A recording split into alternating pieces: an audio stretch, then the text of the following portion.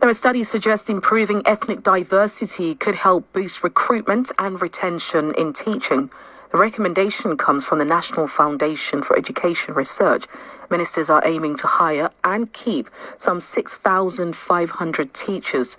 Well, joining me live now on LBC News Breakfast is Jack Worth, who's NFER School Workforce Lead. Jack, it's great to have you with us this morning. Thank you. Just fill us in then. What's the current situation then in terms of diversity among teaching staff in the UK?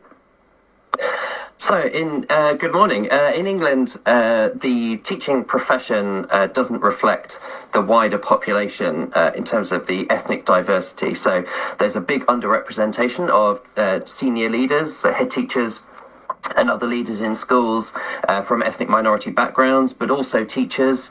But at the same time, we have a great interest among a diverse range of people to come into the teaching profession. So actually among applicants to teacher training, there's good levels of ethnic representation.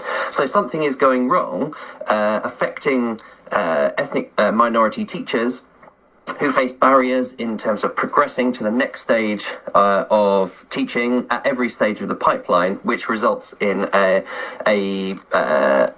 teaching population that doesn't reflect the population that it's drawn from. I just heard you say that something is going wrong. What is going wrong? That's what we've been looking at in our latest research, which we've been doing with Mission 44, who are the charity set up by Sir Lewis Hamilton, and trying to find out a bit more about what is going wrong, because we've got big ethnic disparities in the acceptance rate onto initial teacher training programs. So this is applicants coming. I just said we've got good representation among applicants who want to come into teacher training, but then their applications are not being accepted at the same rate. So we wanted to understand a bit more about that and what's driving that.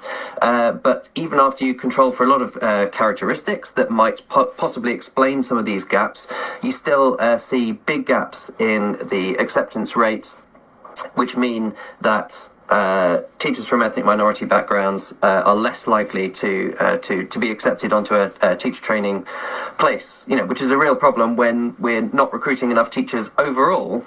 This is potentially an opportunity to recruit more teachers into the profession. Absolutely. That's very alarming to hear. I mean, from your point of view, how do you think that we can address this situation?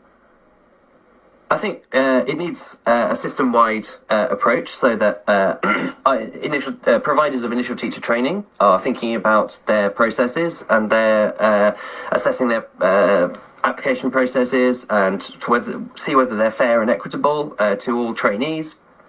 Or potential trainees, but also this is also about schools in terms of the way teachers are retained, because we know that teachers from ethnic minority backgrounds are also less likely to stay in teaching than teachers from white backgrounds, and also less likely to become senior leaders as well. So there's issues for schools and across the education sector, and we think the government can play a really important role in this, in terms of being really proactive about supporting these institutions to keep looking at their recruitment processes to make sure they're equitable, and we think that can be really beneficial for the government in terms of meeting its one of its really key aims as a government, which is to recruit 6,500 more teachers.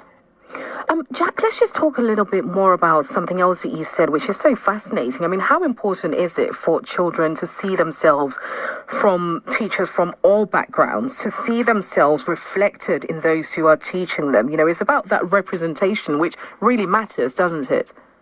Absolutely. It's really important to have a teaching population that reflects the communities that schools serve. Up and down the country, there's schools in lots of areas. We have an increasingly diverse ethnic diversity among children, a school-age population.